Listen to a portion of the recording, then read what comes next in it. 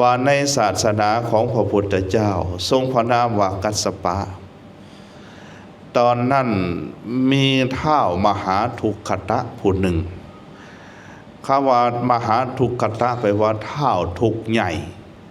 เราทุกข์เกิดขึ้นมามารดาบิดาล่มเสียหายตายเสียจากดำรงชีวิตอยู่ด้วยความลำบากเลี้ยงตนกว่าจะใหญ่จนใหญ่ขึ้นมาแล้วมีกำลังเหือแห้งหาอยู่หากินเลี้ยงปากเลี้ยงท้องตนเองวันหนึ่งไปขอสมัครเฮ็ดเวียกอยู่น้ำทานเศรษฐีชื่อว่าสิริธรรมเศรษฐีเป็นเศรษฐีที่ใจบุญเป็นนายทุนที่ใจดีเพิ่นขอสมัครเฮ็ดเวียกเศรษฐีถามว่าทานนี่ได้จบอีหยังมาแบบสมัยปัจจุบันนี่แหละจบหยังมามีประสบการณ์หยังบ่มีประสบการณ์หยังจักอย่างจบหยังก็บ่จบตกทอภูเขานี่ก็อ่านบ่ออกเอาเฮ็ดจังได๋ซั่นน่ะแต่ว่ามีกำลังห่างกายขอเฮ็ดเวียกน้ำทานเศรษฐีเพื่อจะได้มีอาหารมีข้าวเลี้ยงชีวิตแต่ละวันทานเศรษฐีว่าเอาถ้าจังซั่นให้เจ้าไปรักษาหญ้าที่ปลูกไว้รักษาไว้เพื่อเลี้ยงงัวเลี้ยงม้าเราเลยไปรักษาหญ้าเกี่ยวหญ้ามาให้ม้ามาให้งัวของทานเศรษฐีแต่ละมื้อละทานเศรษฐีเอาข้าวให้พอดำรงชีวิตแต่ละมื้อก็คือทำงานรับจ้างหาเช้ากินค่ำแบบคนปัจจุบันที่เพิ่นกล่าวถึงกันเราได้กระทำจังสั้นก็มักคิดถึงว่าโอ้ยเฮาเกิดขึ้นมาทุกข์ยากลำบากยากจนคัดสนอย่างนี้เพราะเฮาบ่เคยทำบุญบ่เคยถวายทานนี่คนดีปราชญ์บัณฑิตจะคิดจังสั้นเมื่อระลึกถึงตนนี่จะระลึกถึงว่าเฮายังบ่ทันได้บำเพ็ญคุณความดีไว้จะต่างกับชนโดยทั่วไปถ้าระลึกถึงความทุกข์ยากลำบากคัดสนบางคนไประลึกถึง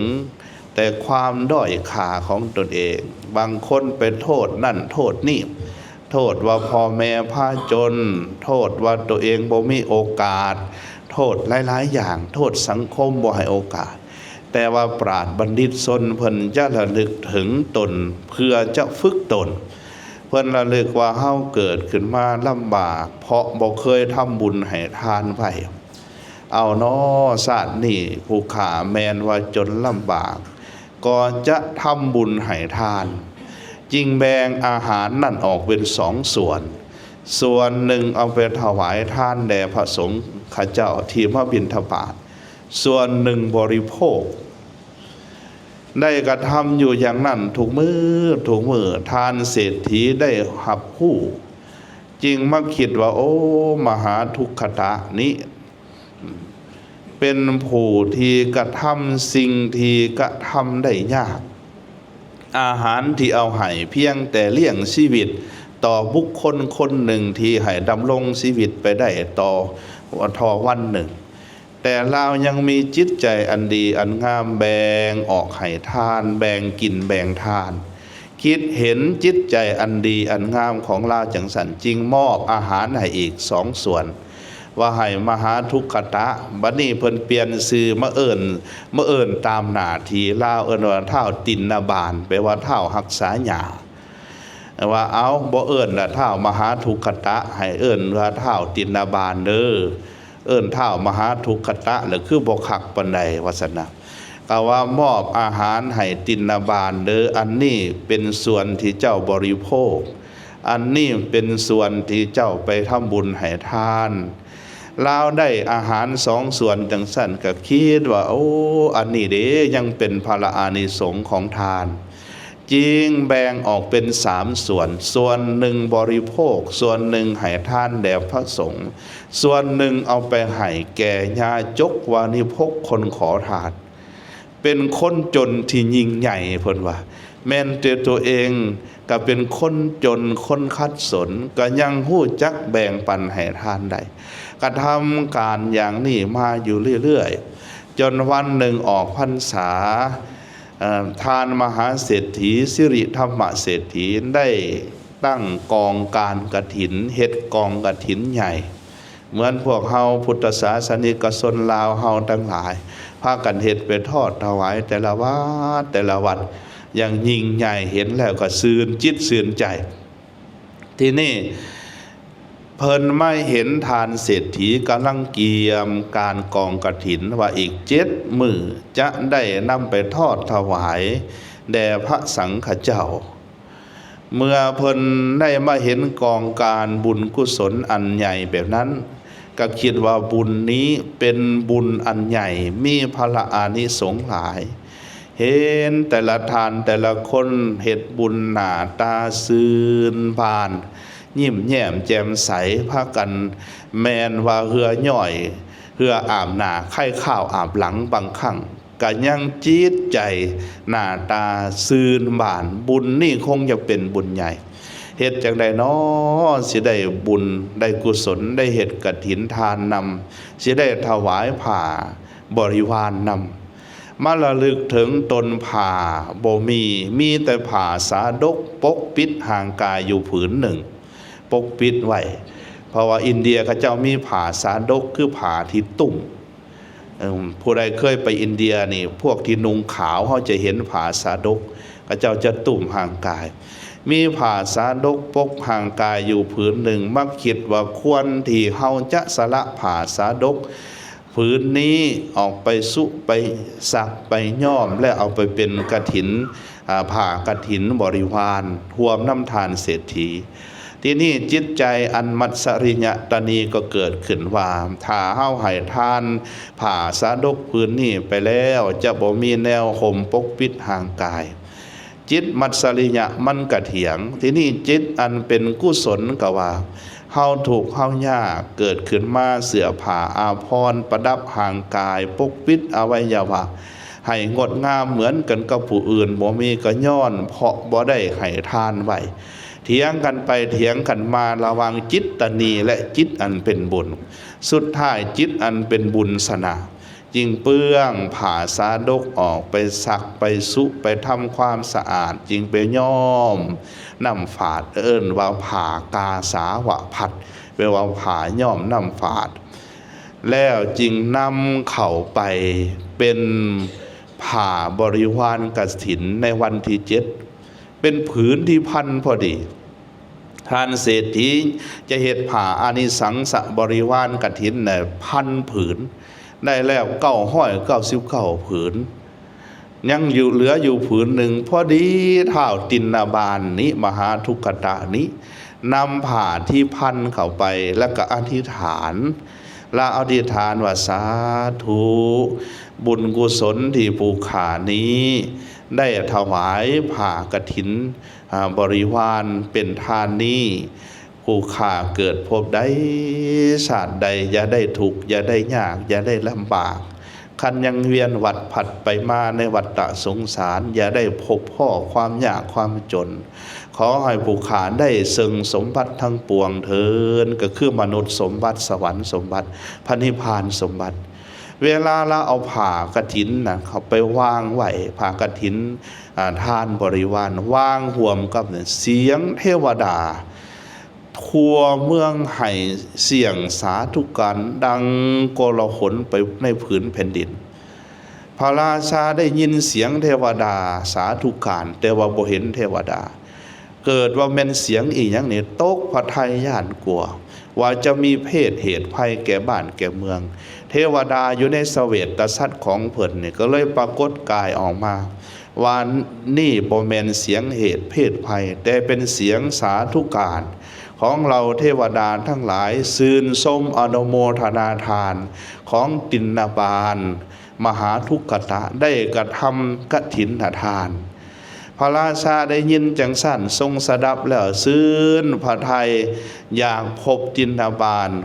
จึงทรงผ่าพระราชทานผ่ากำพลมีราคา100,000ไปให้เท่า มหาทุกตะตินบาลนั้นว่าให้ทานนั้นอาบน้ำและให้นุงผานี่เข้าไปเฝ้าเราก็ได้อาบน้ำอาบทานนุงผานั่นเข้าไปเฝ้าพระราชาพระราชาก็แสดงความยินดีสื่นชมนำแล้วก็ขอซื้อบุญนำเราซื้อตั้งแต่1 กหปณะขึ้นไปเราก็ว่าบ่ขายจนฮอด100,000 กหปณะก็ยังบ่ขายลาจึงว่าพระองค์ซื้อบุญบ่ได้ดอกบุญนี้บ่แม่นของซื้อบ่แม่นของขายถ้าพระองค์ทรงอนุโมทนาบุญนำเขาน้อยจะทูลถวายให้มีส่วนแห่งบุญแห่งกุศลพระราชาจึงทรงอนุโมทนาบุญกุศลนำตินบาลแล้วพระราชทานบูชาคุณความดีลาวด้วยเครื่องละห้อยคือสร้างห้อยม้าห้อยยิงห้อยทรายห้อยรัตนะ7 ประการยังเงินคำเพชรนินจินดาอย่างละห้อยอย่างละห้อยบูชาเรานะบูชาความดีบ่แม่นชื่อบุญแต่บูชาความดีเจ้านะบ่แม่นชื่อบุญเด้ตัวนี้นะพวกเศรษฐีในเมืองทั้งหลายฮู้ว่าพระราชาพระราชทานอย่างสั่นบูชาคุณความดีแล้วก็ได้พากันสละทรัพย์บูชาความดีเล่าผู้ละโกรธผู้ละโกรธผู้ละโกรธพระราชาเห็นเราได้ทรัพย์สมบัติหลายจริงตั้งไว้ในเศรษฐีเป็นมหาเศรษฐีนี่ได้มนุษย์สมบัติละได้นั้นได้เป็นเศรษฐีนะหลังจากนั้นเราอาศัยบุญนั่นจึงทำบุญให้ทานเป็นผู้บ่เย่อหยิ่งจองหองเป็นผู้บ่หลงอยู่ในความหังมีร่ำรวยและเกียรติยศหน้าตายังกระทำบุญให้ทานเหมือนดังเดิมแต่ให้ยิ่งขึ้นไปกว่าเก่าหลังจากตายพอกายแตกเนาะดำรงชีวิตอยู่20,000 ปีหลังจากตายพอกายแตกได้ไปเกิดในสวรรค์สันตวติงมีนางฟ้าเทพอปสร10,000เป็นบริวารท่านเศรษฐีก็ได้บำเพ็ญคุณความดีหลังจากตายพอกายแตกก็ได้ขึ้นไปเกิดในสวรรค์สันตวติงคือกันมีนามว่าตินปาละเทวบุตรท้าวตินบาลนั้นยังอยู่ในสวรรค์สั้นตะวันติงสัญญามาเวียนวัดผัดไปมาในสวรรค์สั้นกามาผจรเมื่อใด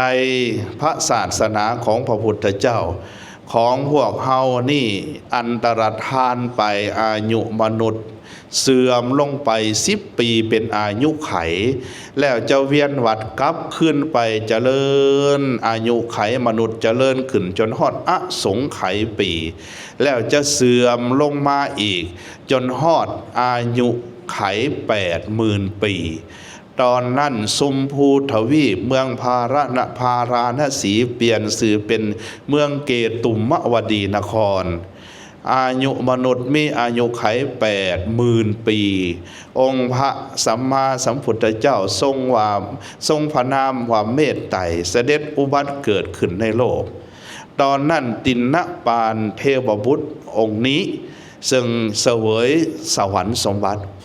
จุติจากเทวโลกจะลงมาเกิดในชมพูทวีป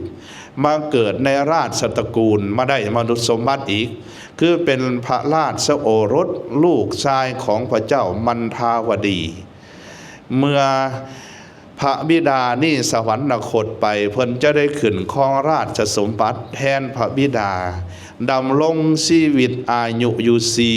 40,000 ปีแล้วเพิ่นจะได้สละราชสมบัติออกบวชในธรรมวินัยของพระผู้มีพระภาคเจ้าพระนามว่าเมตไตรนั้นได้บรรลุธรรมเป็นพระอรหันต์ชื่อว่าตินนปาละเถระนี่ได้พระนิพพานสมบัติอันนี้คือเรื่องของผู้ที่ได้ถวายกฐินเป็นทานไว้จะได้มนุษย์สมบัติสวรรค์สมบัติพระนิพพานสมบัติพวกเฮาทั้งหลาย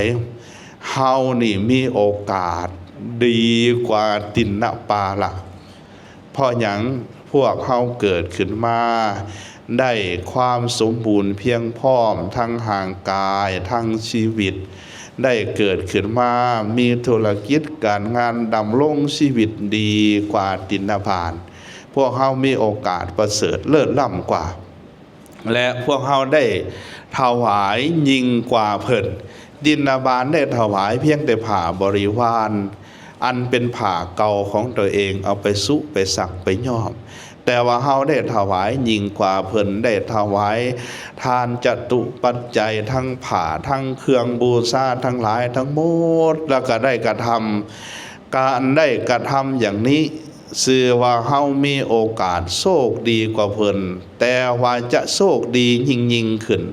เมื่อพวกเฮาวางใจให้เป็นทำใจให้เป็นวางใจให้เป็นคือจังใดคือเวลาทำบุญให้เวลาจะทำให้จิตผ่องใสเวลาทำอยู่ให้จิตผ่องใสเวลาให้